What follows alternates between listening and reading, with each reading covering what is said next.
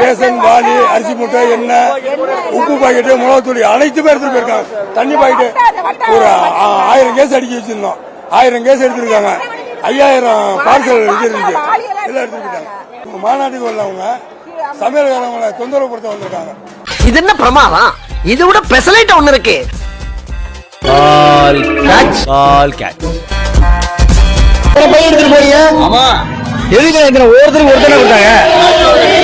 அன்னைக்கு நான் இவர் முகத்துல ஒரு தேஜஸ பார்த்தேன்.